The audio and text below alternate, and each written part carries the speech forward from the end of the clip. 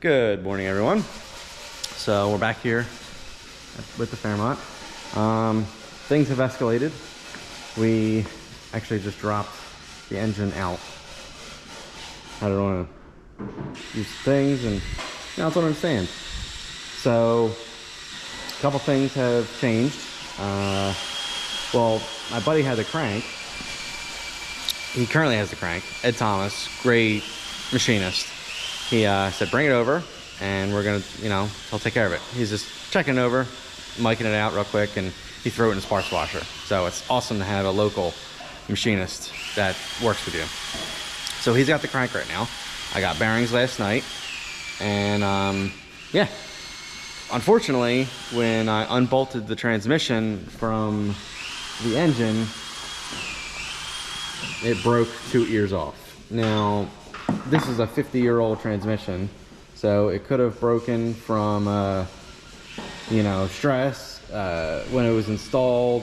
Use the bolts to pull it tight, but again, 50-year-old metal. So probably what's going to happen is the bell will be cut off, and I'll put like an SFI bell housing on it that bolts to the front pump. They're not terribly expensive, but it is what it is. I got to do it. So back over to the engine. It's here. I'm going to rotate it around. I have to pull the front timing cover off and water pump and all that to get the crank out, and then Ed should be done the other crank, and then we can put it in. That's the update for now. Little disappointed, I guess, about the transmission, because that is not $300-400 I wanted to spend, but it is what it is, and we'll get through it. So gonna get working, tearing this down, get the old crank out of it. All right, we are moving along. Just got back from Ed's. He just really quick looked over this crank, threw it into his parts washer, and just polished the bearing surfaces, and it looks great. So now I'm going to, all the rods and everything are labeled. I'm going to take the bearings, the old bearing halves out of that, put the crank in, and then get that all situated, tighten everything down there. And then I'm going to come over here and go through the rods, or the pistons, one by one, and I'm going to gap the rings. Wasn't going to initially, because again, this was supposed to be just, throw bearings in it and it's good to go. But no, of course, it goes to a little more now. So we're going to gap the rings for boost, because I do want to put boost to this engine. So we're going to do that. We got a parts washer over there, and yeah. So let's get to work. It is now several hours later, but the short block is done. All of everything's back in, torqued down, rings are gapped. I did fresh bearings and everything. I'm exhausted, but she's ready to go. But I'm not gonna put it back in the car because I have the transmission to fix still. But the engine's done at least. I'll be back tomorrow to slam the heads on and head gaskets and everything, and yeah, but for now, it's time to go home. Good morning, everyone. So after a very long night yesterday, we got that long block together. Well, sorry, I'm not even awake yet. Short block together. Got the complete short block together. And now I'm heading to the shop. I'm almost there.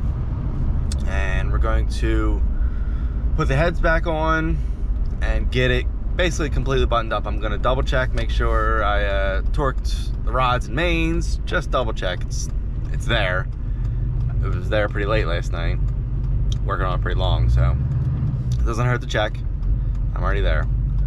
So we're gonna head to the shop and we're going to try to get the long block completed. I wanna have the heads back on. I gotta clean up the shop. It's a total bomb. Like a bomb went off. So be there shortly and we'll take a look at everything that's going on. Made it to the shop. All right, no one's here yet, but oh my God, there's stuff everywhere. Look at that, completed engine, short block. So let's break out the torque wrench and I'm going to just double check, you know, all the mains and all the rods. Just double check everything and then flip it over and start to put the heads on. All right, so it's a lot later and I basically filmed nothing. We got the engine back in. I mean, I got it reassembled, completely reassembled, back in, and then we stopped for the day. And I basically cleaned up and now I'm heading home. Big problem is I didn't want to continue, I had to get home and the transmission's broken. So I'm either going to source another Turbo 400 to put all my guts in because my trans is good.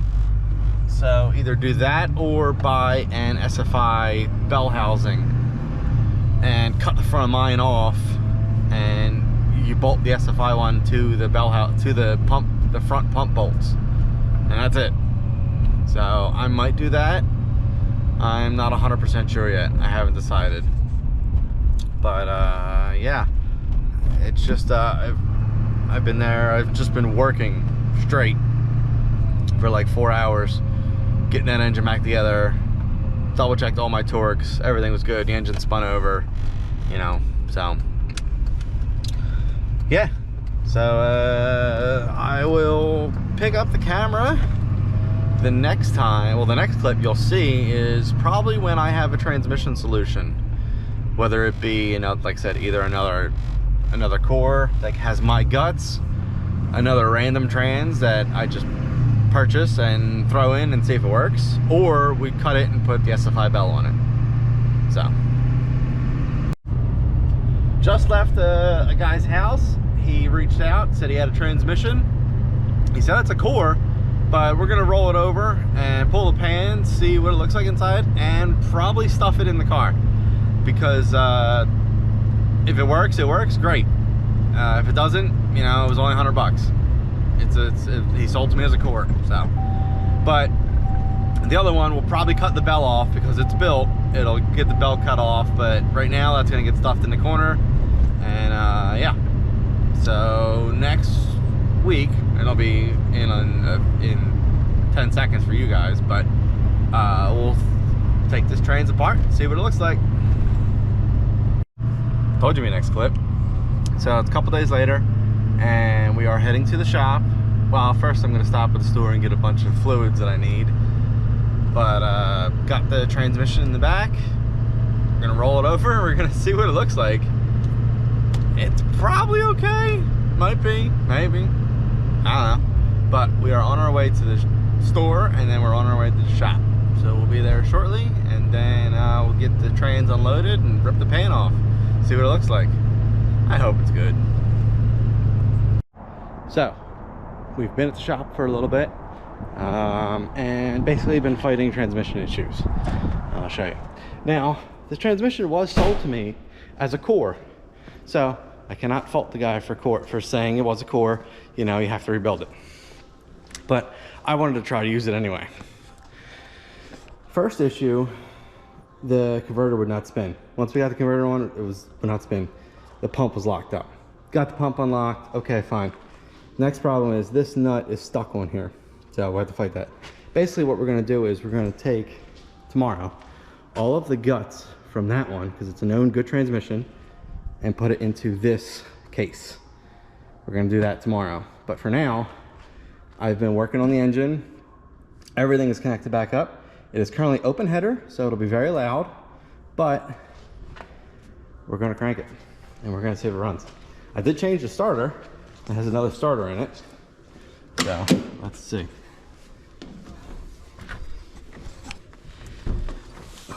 first, I gotta go key on. I have my buddy's scanner here. Key on. I close the door. And so can we just go back? I should figure out what this is. This is from a van. So we're gonna wait a minute. OBD diagnostics, start communication. Let's see what we got.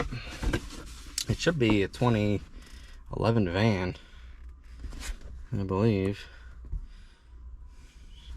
So current data. I want to find oil. Only thing I care about is oil pressure. It's got coolant in it, but I am concerned about oil pressure because I just rebuilt it. So I want to see what it is. So collecting data. Come on. Okay, engine speed. Time since run, ambient air, airflow, intake, long term, short term. Fuel pressure. Calculate a load. It doesn't want to show me. Engine speed. Oh, I think I have to go the other way. Alright, I'm going to pause for a sec. Okay, how to go in through the other ones. 2011 van. That's what she is. So, let's give her a crank.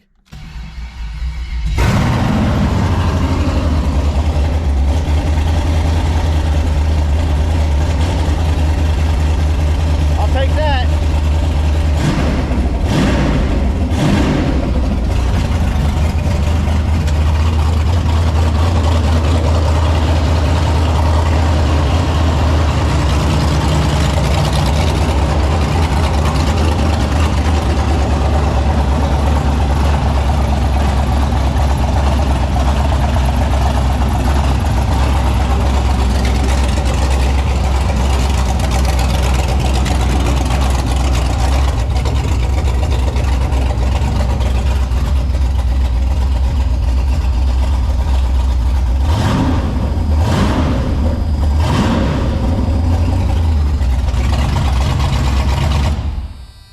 I also changed the starter.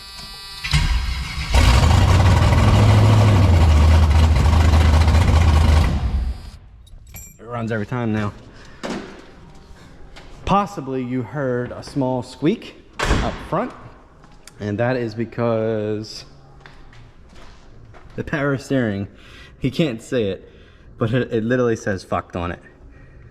Well, I'm gonna have to bleep that out somehow, but it's bad. The power steering pump is bad because one of the seals went bad on the rack down low, but it runs. Hell yeah. Okay, back here at the shop in the morning, and it's a disaster. But we're going to get everything cleaned up while we wait for Joe to get here to make 2 transmissions into 1. And hopefully, in a couple hours, this thing is driving, because as you just saw, it runs and it sounds good. So one big problem is that power steering pump is foobarred. So I want to see, I think we have another pump around here. I gotta try to swap it, because the reason it failed because it ran out of fluid because of the stock where the fitting goes into the rack. I think the O-ring deteriorated and leaked all the fluid out and killed the pump. It's got a pretty bad wobble in the pump. So I'm probably gonna work on getting the pump out. I'm gonna clean up and then get the pump out while Joe gets himself situated and he gets here. So time to get to work, because I don't have all day today. So I really wanna see this thing move under its own power. So that's the goal. So everything is torn apart. Both transmissions. This was the good one, and all these parts are nice and fresh, and definitely this thing was rebuilt. These ones are very torn up, rusty. Again, this was sold to me as a core, but we have everything apart. It just went through the parts washer, and Jake's doing a spray brake clean rebuild. So 2 cans minimum. she's pretty clean. She cleaned up. It had some rust surface rust down here, but got that taken care of. All of the brass bushings look okay, at least okay-ish. That we're not going to replace them. So, just doing a Saturday might be a little fun. final cleaning, let it dry, and then we'll reassemble with all of the other parts, the good parts. And then hopefully, a couple hours, it might be running. Maybe. So, after about an hour or more, we have it mostly the way complete. We were fighting a couple issues, but it is 90% of the way together. So now we have to clean the table a little bit. That way we can put the valve body and the pistons and everything in it. Because there's a couple of check balls that have to go in certain places and you can't do it standing up. So that's where we're at next. As you can see, trans is done. But we ran into an issue and we found out what was wrong. So engine is bolted flush, or trans is bolted flush to the engine. But the problem is, when this cross member comes up, goes into the hole we drilled. Yeah, it goes in a hole we drilled. You can see how far off it is. So it was definitely pulling. Like, see this? If we have to push it all the way over to get it to fit into it. So this cross member is wrong. Well, is causing alignment issues. But the main problem is these motor mounts are actually welded onto the stock subframe, and they were welded on crooked. They were not welded on straight. So what kind of sucks is, since I don't want to break this transmission, we're going to just bolt it in lightly and then push it down the end of the block where it was and let it sit for a while. And I'm going to order the motor mounts that go to the AJE tubular K-member that I have for this car. And we're going to put that in, and that's going to recenter the engine, reline everything. We're going to have to remake this mount, but it will be straight and true in the car. More than likely that was our issue, if why that transmission broke. It sucks. I wanted to finish today. I wanted to drive it today, but now that we're not running on like no sleep trying to thrash this thing together, we're finding issues and things that are wrong, and we kind of just pushed through them before. So it is what it is. So we're gonna stop here, and yeah, you'll see it in like 10 seconds in the next clip, but we gotta stop here for now. We didn't make it. It is what it is, but sadly, we have to kind of re-engineer a few things before I put this back 100%. I know it runs and everything, but that engine is the root cause of why the bell housing cracked, 100%. So next time I'm down here, I'll have my AJE K-member. We have to convert these struts to coilovers. I have that stuff. The only thing I have to buy is the AJE mounts for LS engines. And then we'll get that situated, probably remake the cross member, and hopefully, I'm really hoping the drive shaft's gonna be the same. That's gonna suck if it's not, but it is what it is. So sadly, again, I am sad that it is not running, you know, under its own power anymore, but I have a short list of parts to buy. So we're gonna end this video here, and once those parts come in, it'll be a part 3.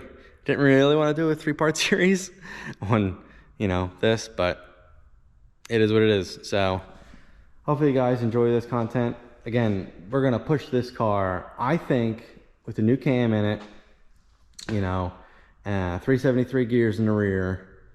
If this makes 340 wheel horsepower, it's going to go in the 11s. It's going to go high 11s with not on these tires, with a decent tire on it.